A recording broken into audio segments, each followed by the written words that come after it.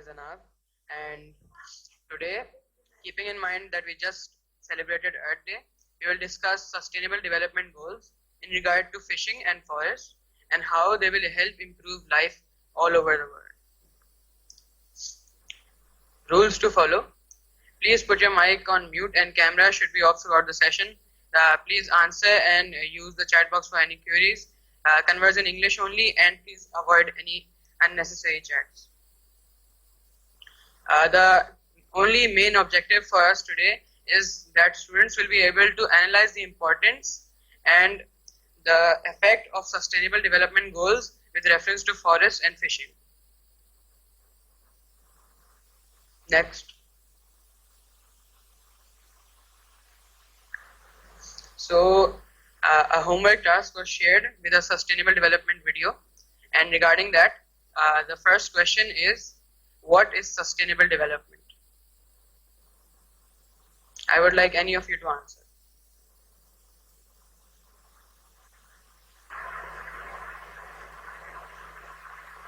Sustainable development is development done under conditions that it does not affect the environment and the people in the surrounding.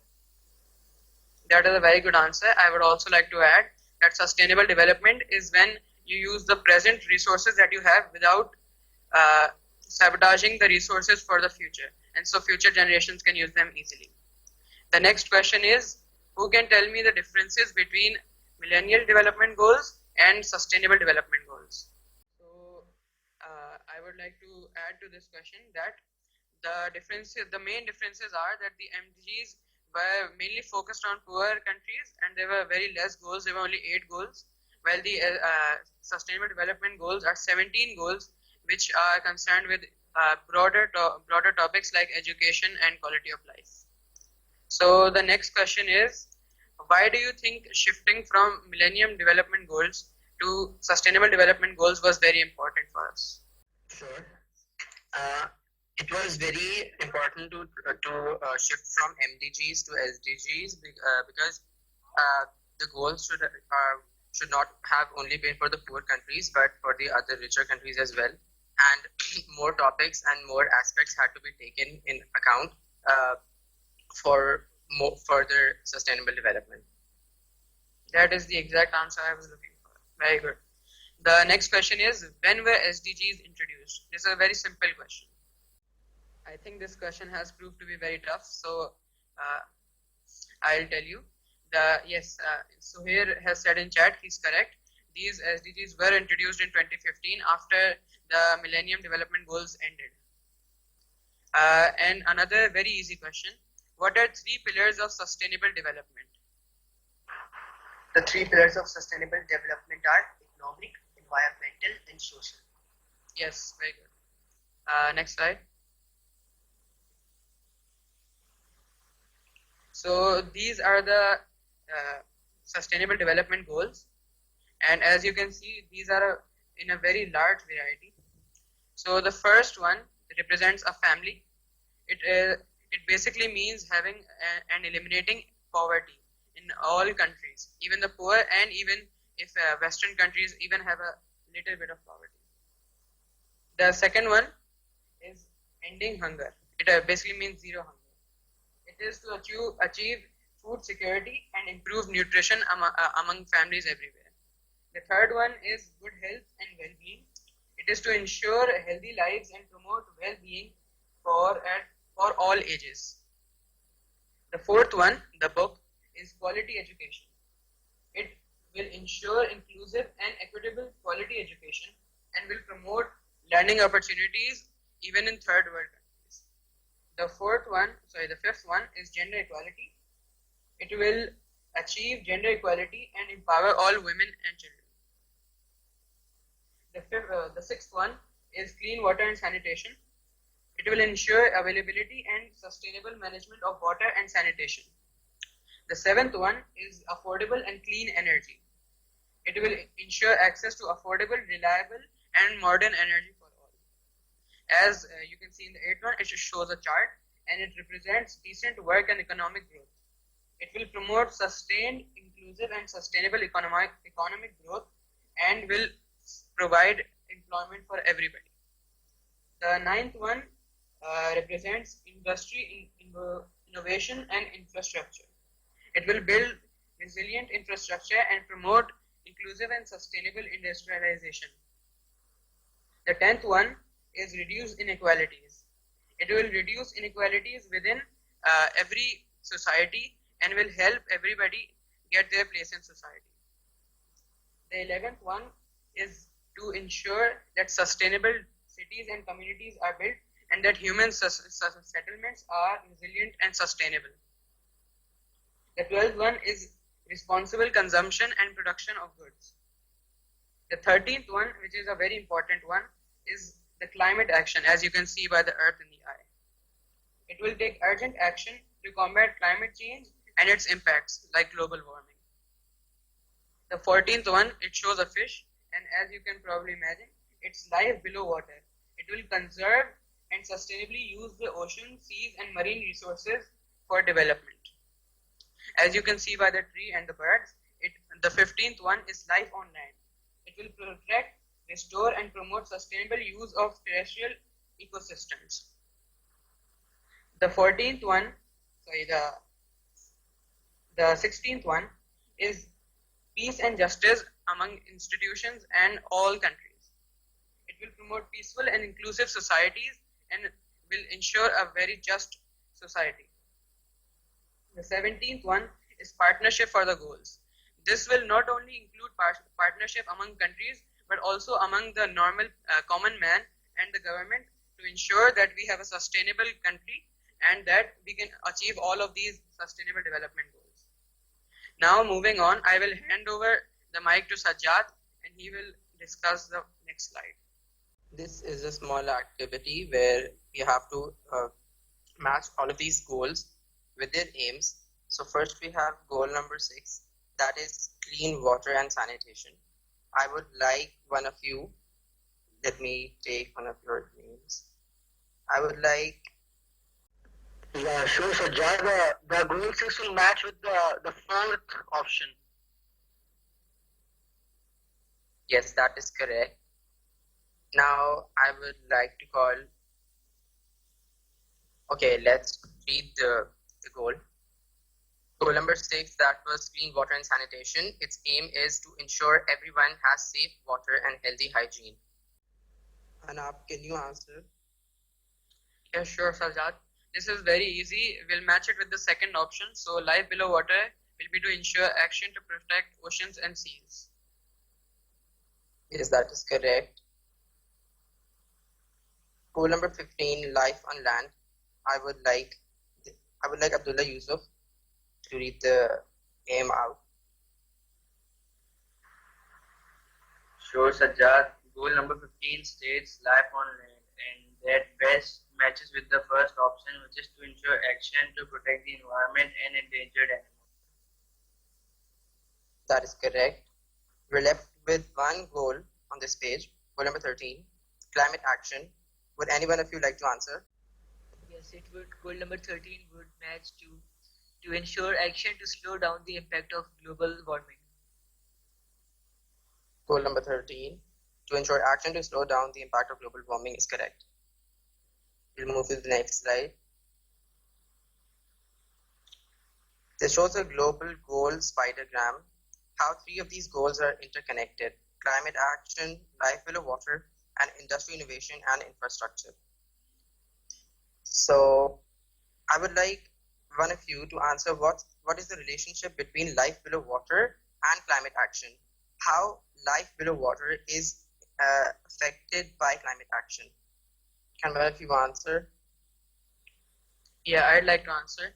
So climate action and life below water are connected because of global warming and the climate change, oceans are rising and many glaciers are melting, which results in the fishes losing their habitats. That is correct. Now I would like one of you to answer the relationship between industry and water, life below water. Imadullah, would you like to answer? Yeah, I think that the fishes and the sea creatures below water are actually a type of raw material for the industries, as they are processed and then they are transported That is correct. And there are a lot of industries are connected in somewhere or the other with the sea. We were left with one, which is climate action related to industries. Would any one of you like to answer? This is extremely easy. Sure, Sajjad. I think that these two are in a relation because the industries use raw materials from the animals. Industries use animals as raw material. Industries use wood as raw material and other rocks, etc., for raw material, which are affected by climate. And underwater species are also used by industries. So climate affects those and all the things on the earth and rocks. So I think that's their relation. That is correct. Thank you for answering. I would like to hand over this slide to Imadullah Siddiqui, if you're there. Okay, now we're going to discuss the importance of fishing. Now, we export fish, prawns, shrimps to Sri Lanka, Japan, Bangladesh, Middle East to earn 6% of foreign exchange. It contributes 1% of gross domestic product or GDP to be exact. Extraction of oil, cod liver oil, are used in medicine and domestic use. Waste of fishes, for example, head and tail are crushed and used in fertilizers. The head and tail are mixed also in poultry food. These processes provides employment, sources of food, as it has high demand, prefer as a low cholesterol diet. Next, now there are two types of fishing, marine fishing and inland fishing. Okay, marine fishing. Marine fishing is done in a deep sea and Arabian Sea.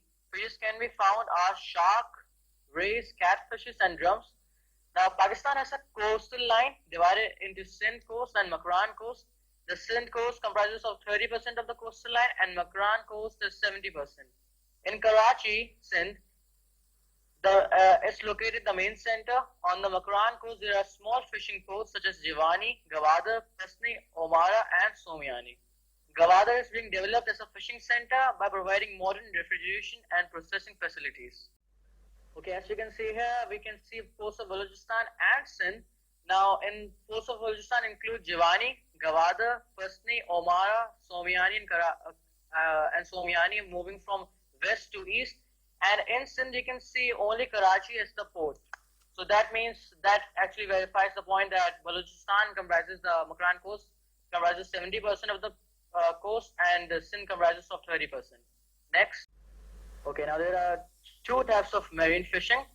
Subsistence fishing is actually done by families which are not really eager to earn profit or to sell the fishes. They use traditional methods of fishing and they use the fishes for themselves to consume. The second type of marine fishing is commercial fishing. Now this fishing is used to sell the fishes or to earn profit, and they use modern methods of fishing. Okay, now first I'll describe the subsistence fishing methods. In subsistence fishing, the fishermen use conventional methods and traditional methods. So they use small wooden boats, traditional nets, nylon nets. Fishing rods are used to catch fish. Ice buckets are used to store them. These boats can go up to 5 kilometers offshore. The ice buckets are used for storage, as I told you before. Rock salt is used for preserving the fish. And manual family labor, no machinery is used, and family consumption, as I told you before. In commercial fishing, modern techniques are used by the fishermen, and the fishermen are trained. Imad, let's Abdullah. I asked Abdullah Yusuf to proceed further. I think you did not check the chat box, so let Abdullah Yusuf proceed further. Assalamu alaikum. There are two methods of fishing, and one of them is commercial fishing. Commercial fishing uses the modern techniques of fishing, and fishermen are trained and skilled. Gill nets and mechanized boats are used, which also include trawlers and other big boats which are used for fishing. The commercial fishing boats are allowed to go up to 50 to 60 kilometers from the coast to deep sea water because they use modern technology, so they can go deep in the water because they have good radio technology, and they can come back and they cannot. So these boats cannot pose a danger for the fishermen, unlike the small boats which are used in subsistence fishing. Refrigeration facilities are also there, so the fishermen can store the fish which they catch in the sea, and the fish will not rot there. Processing facilities for the fish are also available for the fishermen so that they can process and store the fish there in the sea, and as soon as they reach the coast they can sell the fish there without wasting any time. Navigation facilities are also available for the fishermen so they can easily navigate through the sea without getting lost. And the biggest difference between subsistence and commercial fishing is that commercial fishing is done for sale, unlike the subsistence fishing, which is done for family consumption. Oh. Thank you. Mustafa, can you explain the subsistence fishing methods? Subsistence fishing uses conventional techniques and traditional methods. There, the fishermen use small wooden boats and do not use modern techniques like large ships and modern methods.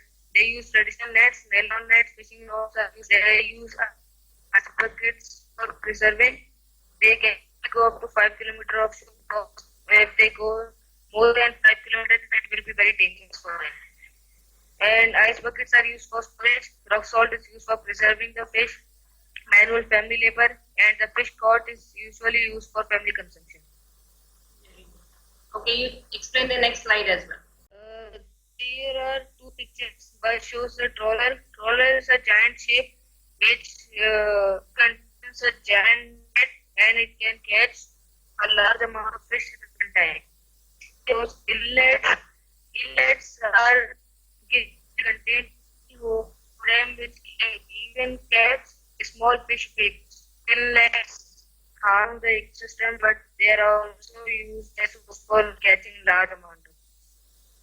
And why do you think trawlers are not a sustainable source of catching fish? Because they catch a lot of fish at one time because the nets are very large, and so they can cause the ecosystem. Yes, because they also catch they do the bycatch as well, because they can take turtles and other marine animals which are which are not required.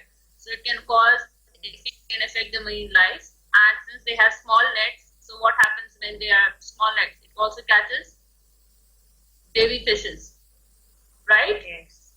Yes. Okay. Now we'll ask Suhair to ask the questions in the next slide. Okay, so here are some questions. I hope you guys can answer it. Okay, so question number 1 is name in order of importance Pakistan's 3 main imported and exporting ports. Any 3 important?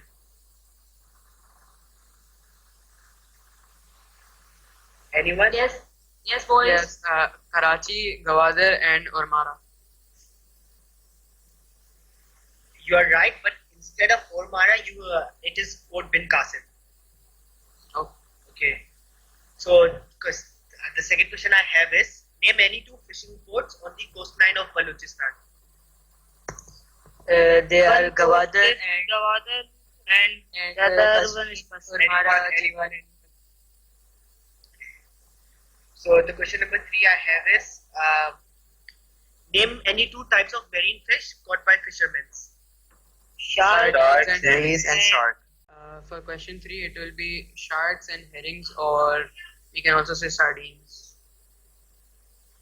Okay. Question number 4 is describe how marine fishing methods can be improved.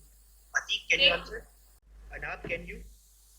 Yes, sure. So one of the ways we can improve it is satellite navigation, so that fishermen can know where they are going.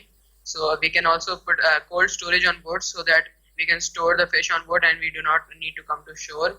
We also need to train and educate the fishermen, and mechanized equipments and nets and nylon nets will also improve marine fishing. Okay. Moving on, the question number 5 is how does the poor infrastructure of Balochistan make development of the Balochistan development of Sure, the poor infrastructure of Balochistan affects the fishing industry because Balochistan does not have enough factories and ice storages for the fish.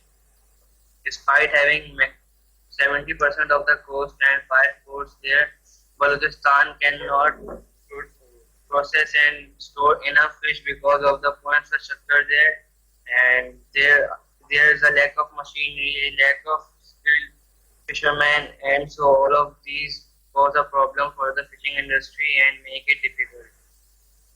Fine, that was right. So this is the end from my side. Now I will hand it over to Sajjad. Now I would like to end the slides. I hope all of the queries are solved.